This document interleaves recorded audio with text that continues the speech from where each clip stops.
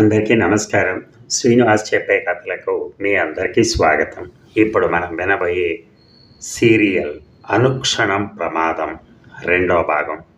కొమ్మూరి సాంబశివరావు గారు రచించినటువంటి సీరియల్. మరి కథలోకి వెళ్దామా? గోవిందరాజులు శెట్టి అనే కాంట్రాక్టర్ కూతురు పెళ్లి సందర్భంలో రాత్రి వాళ్ళ ఇంటిలో విందు ఉంది. ఆయన ఆఫీస్కి ఇంటికి భద్రత ఏర్పాటు చేసినప్పుడు సూరితో ఆయనకి స్నేహం అయింది. విందుకు చాలామంది వ్యాపారస్తులు పారిశ్రామికులు వస్తారని తెలుసు. వాళ్లతో పరిచయం చేసుకోవడం మంచిదని విందుకు వెళ్ళాడు సూరి. మాధురీదేవి పాట కచేరీ తర్వాత కుమారి రేఖ నృత్యం. దాదాపు 2000 మంది వచ్చారు. సూరి తన అంబాసిడర్ కారు దిగి తలుపులు తాళం వేసి పెళ్లి పందిరిలోకి వెళ్ళాడు. చేతికి ఆ కట్టు ఏమిటి అని అడిగిన వాళ్ళందరికీ విసుగు లేకుండా చెప్పాడు. అది మంచి పబ్లిసిటీ అని తెలుసు అతనికి. ఒకరిద్దరు పెద్ద వర్తకులు తమ షాపులకు వచ్చి కలుసుకోమని చెప్పారు. భుజానికి దెబ్బ తగిలితే తగిలింది కానీ వ్యాపారం వృద్ధి అవుతోంది అనుకున్నాడు సూరి. హలో, తననే పలకరిస్తోందా ఏమో? సూరి జవాబు చెప్పలేదు. హలో, మిమ్మల్నే అంది ఆమె అతని కళ్ళల్లోకి చూస్తూ. హలో అన్నాడు సూరి నవ్వుతూ. నన్ను గుర్తుపట్టలేదా అడిగింది ఆమె. గుర్తుపట్టకే? అయితే నా పేరు చెప్పండి. సూరి తికమక పడ్డాడు. నీ పేరు? ఆమె నవ్వింది. నన్ను గుర్తుపట్టలేదని నాకు తెలుసు. 2 సార్లు నా వైపు చూసి పలకరించలేదు మీరు. నా పేరు లలిత. లలిత? అవును అన్నాడు సూరి ఆమెను పరీక్షగా చూస్తూ. నా పేరు చెప్పినా నేనెవరో మీకు తెలియలేదు, అవునా? సూరికి చిరాకు కలిగింది. ఎవరో యువతి తనను ఎందుకు వేధిస్తోంది? తనెవరో చెప్పకూడదా అనుకుంటూ తల ఊపాడు. నేను శేషగిరి చెల్లెల్ని. మా అన్నయ్య శేషగిరేనా జ్ఞాపకం ఉన్నాడా? నువ్వు శేషగిరి చెల్లెలు లలితవా? నిజంగానే నా కళ్ళని నేను నమ్మలేకుండా ఉన్నాను. పచ్చ పరికిడి కట్టుకుని, పచ్చ ఓణి వేసుకుని, పచ్చ బ్యాగు పట్టుకుని స్కూల్కి వెళ్ళేదానివి.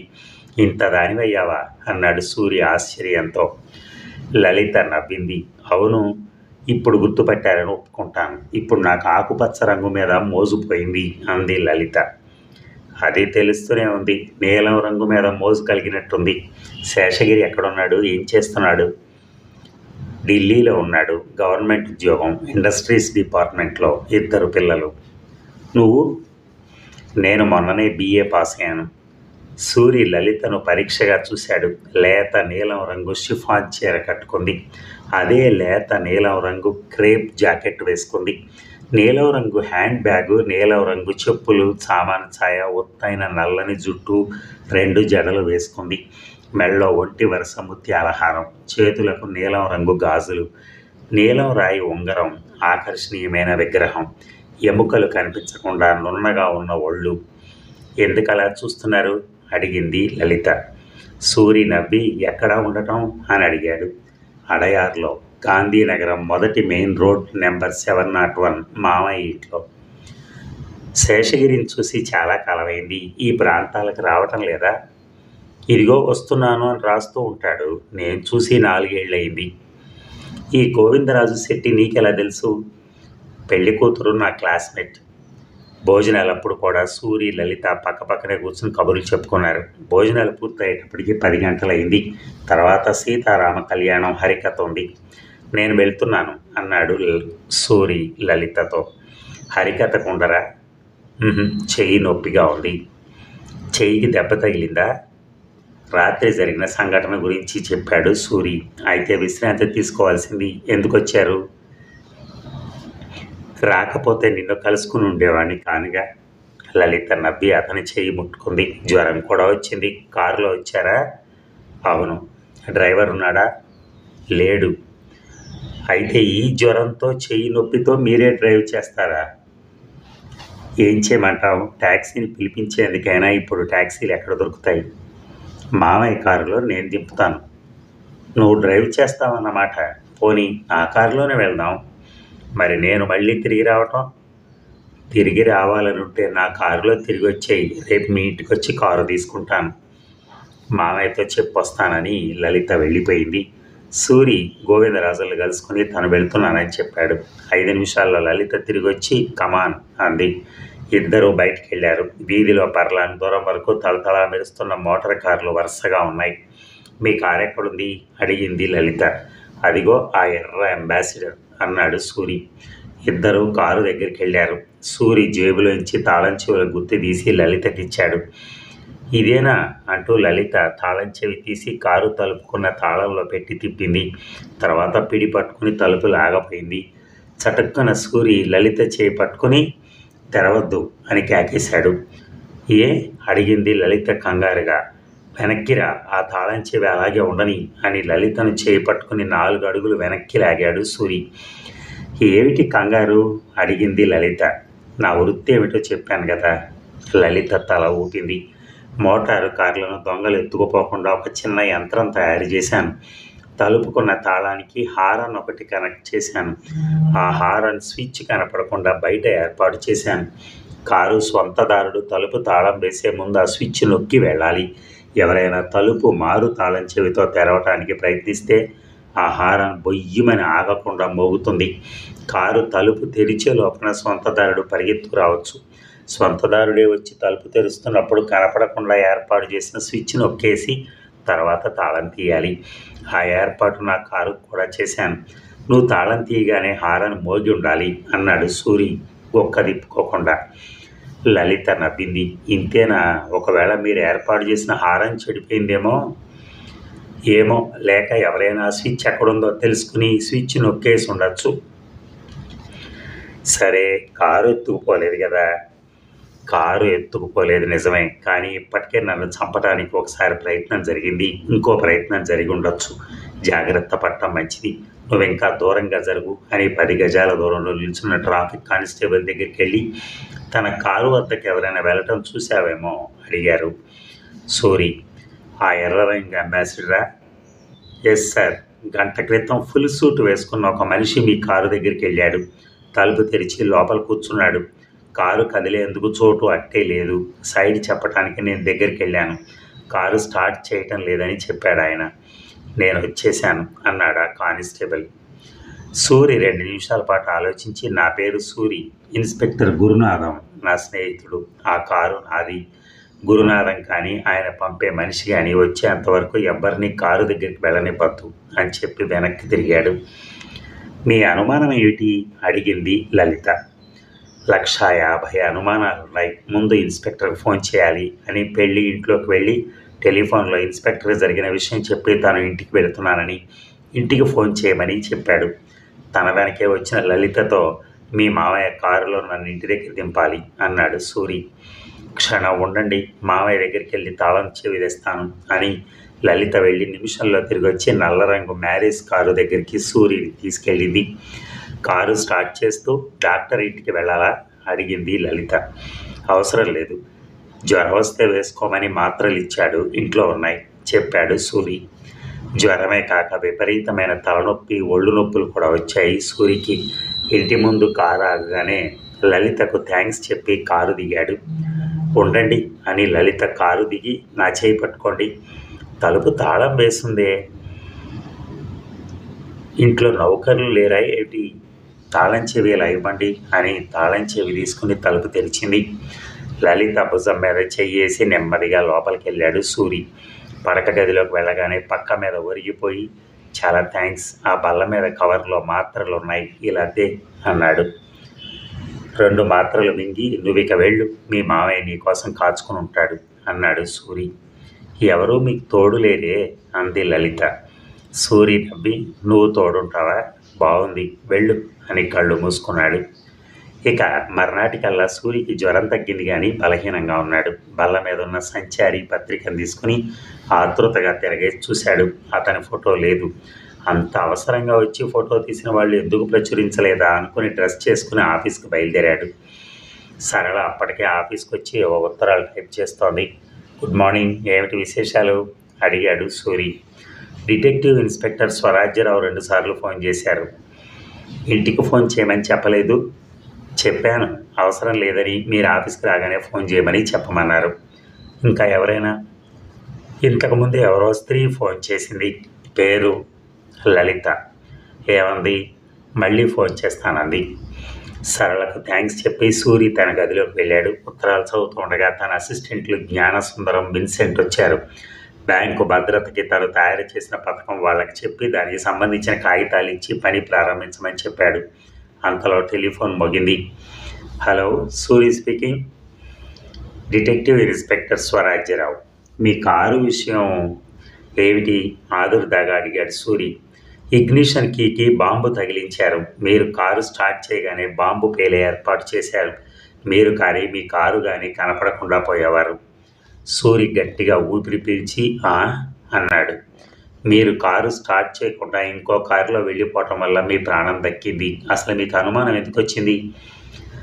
నేను తయారు చేసిన రహస్య హారం నాకు అనుమానం కలగడానికి కారణం అని లలిత కారు తలుపు తెరవటం, హారం మోగకపోవటం చెప్పి బాంబు ఎక్కడ పెట్టారు, పెట్టిన మనిషి ఎవరో తెలిసిందా అడిగాడు సూరి.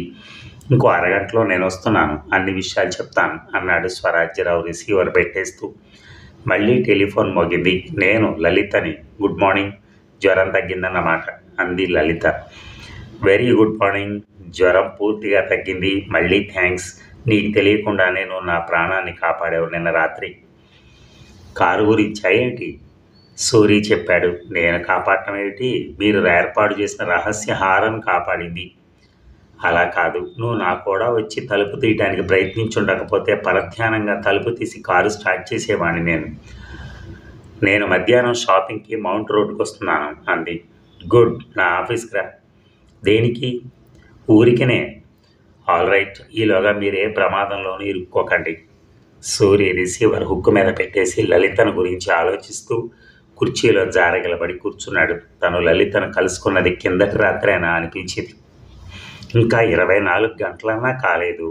ఇంత కొద్దిసేపట్లో ఇంత ఆత్మీయత ఎలా కలిగింది? ఏదో ఇద్దరిని ఒకవైపుకు ఆకర్షిస్తోంది. ఏమిటది? లలిత సౌందర్యమా, అంగసౌష్ఠవమా? కాదు.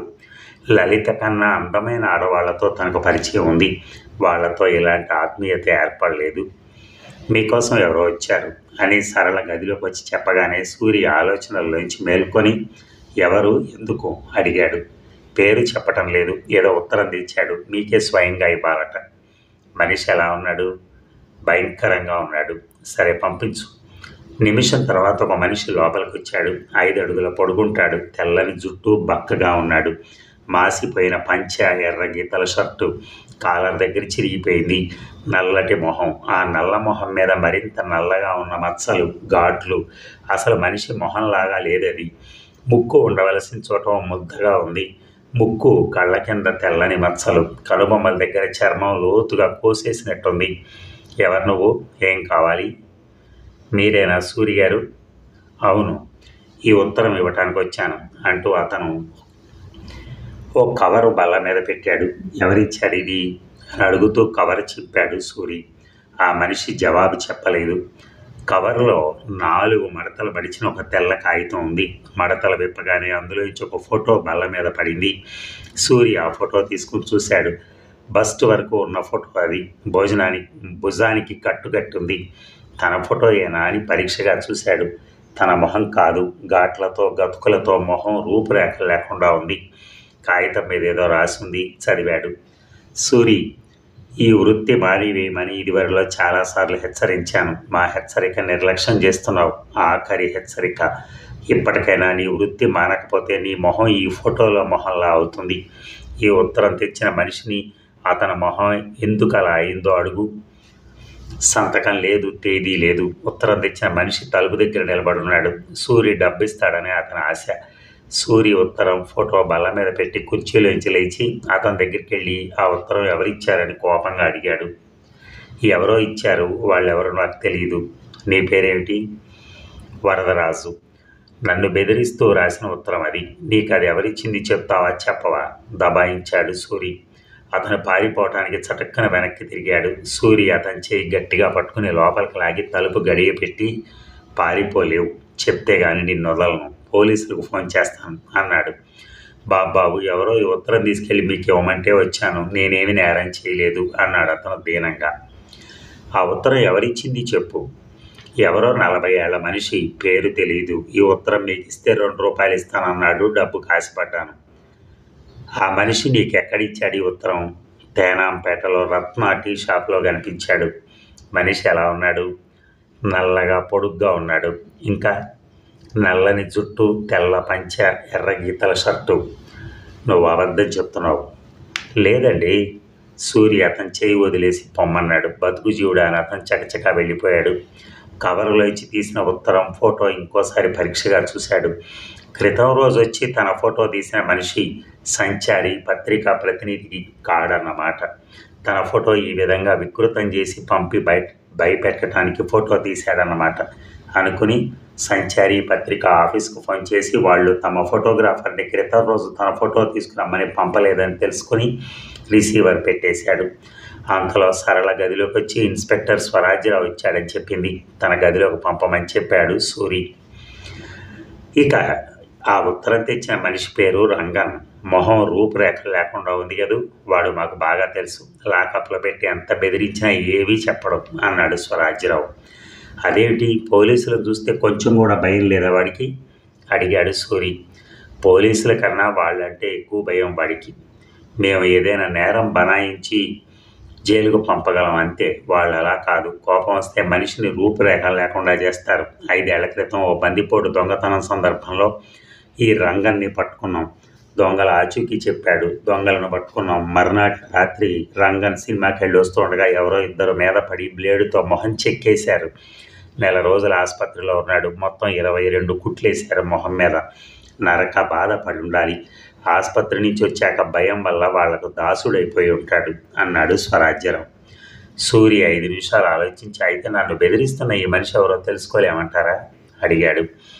ఇన్స్పెక్టర్ స్వరాజ్యరావు నవ్వి, తెలుసుకుంటాను. ప్రజలు అనుకునేంత చేతగాని వాళ్ళు కారు పోలీసులు. వెంటనే పట్టుకోవటం సాధ్యం కాకపోవచ్చు, కానీ సావధానంగా వాళ్ళ ఆచూకీ తెలుసుకుని పట్టుకుంటాను. అంతవరకు మీరు జాగ్రత్తగా ఉండడం మంచిది అన్నాడు. అసలు నన్ను ఎందుకు ఇలా బెదిరిస్తున్నారు? నన్ను చంపడం వల్ల వాళ్ళకేమిటి లాభం? నిజంగా మీకు తెలియదా? గుడ్ గాడ్ మిస్టర్ సూరి, 5 ఏళ్లుగా ఈ ఊళ్ళో ఒక పెద్ద దొంగల ముఠా పనిచేస్తోంది. నగల కొట్లలో, బట్టల కొట్లలో, ఇతర షాపుల్లో జొరబడి రొక్కము, నగలే కాకుండా సరుకులు కూడా దొంగిలిస్తున్నారు. ధనికుల ఇళ్లలో దొంగతనాలు జరుగుతున్నాయి. సాధారణంగా అన్ని చోట్ల ఏవో దొంగతనాలు జరుగుతుంటాయి. కానీ ఈ ఊళ్ళో జరుగుతున్న దొంగతనాలకి వాటికి తేడా ఏమిటంటే, ఈ ఊళ్ళో దొంగతనాలు ఒక సంస్థ చేయిస్తోంది. ఆ దొంగతనాలు దొంగిలింపబడిన వస్తువుల అమ్మకం బందోబస్తుగా జరుగుతున్నాయి. అంటే అడిగాడు సూరి. ఓ పెద్ద ముఠా ఏర్పడ్డది. ఆ ముఠాకు నాయకుడు ఒకడున్నాడు. మేము ఎంత ప్రయత్నించినా అతను ఎవరో తెలుసుకోలేకపోయాం. ఎందువల్ల? దొంగతనం చేసిన వాళ్ళు ఎవరూ పట్టుబడలేదా? పట్టుబడకే చాలాసార్లు పట్టుకున్నాం. కానీ ఆ నాయకుడు ఎవరో తెలియదు. నేరం చేశామని వాళ్ళు ఒప్పుకుంటారు, కానీ వాళ్ళ నాయకుడు ఎవరో చెప్పరు. వాళ్ళు జైల్లో ఉన్నంతకాలం వాళ్ళ సంసారాలను పోషించే బాధ్యత నాయకుడు తీసుకుంటాడని, వాళ్ళు జైలు నుంచి విడుదలై రాగానే వాళ్లకు ఉదారంగా డబ్బిస్తాడని తెలుసుకున్నాం. అందుకే ఆ నాయకుడు ఎవరో ఆ దొంగలు చెప్పరు. నేరాలు చేయటం లాభదాయకమైన వృత్తిగా తయారైంది. ఈ సంవత్సరం ఇంతవరకు ఆ ముఠా దొంగతనాలు చేసి సంపాదించిన సొత్తు 50 లక్షలకు మించి ఉంటుందని అంచనా వేశాం అన్నాడు స్వరాజ్యరావు.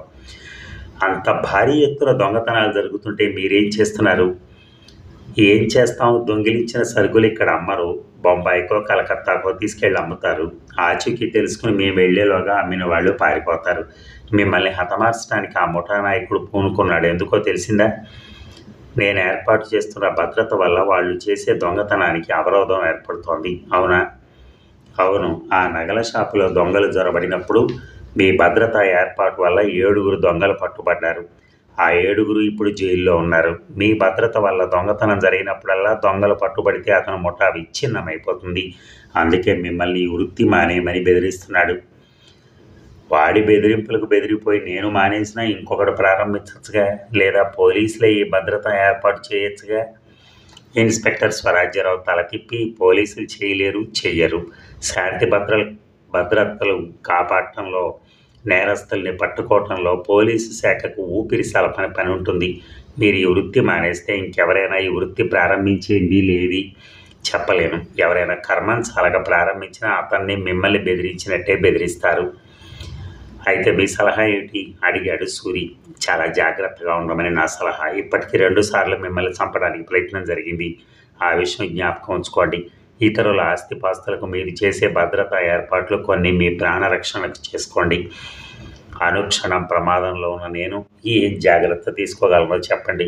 ఫోటోగ్రాఫర్ నన్ను నిన్నొచ్చిన మనిషి నన్ను పిస్తూల్తో కాల్చి ఉండొచ్చుగా. అవును, ఆ విషయమే చెప్తున్నాను. చాలా జాగ్రత్తగా ఉండాలి. పోనీ ఏం జాగ్రత్తలు తీసుకోమంటారో చెప్పండి. మరి ఆయన ఏం జాగ్రత్తలు తీసుకోమని చెప్పాడో అతనికి మనం తరువాయి భాగంలో విందాం. Thank you.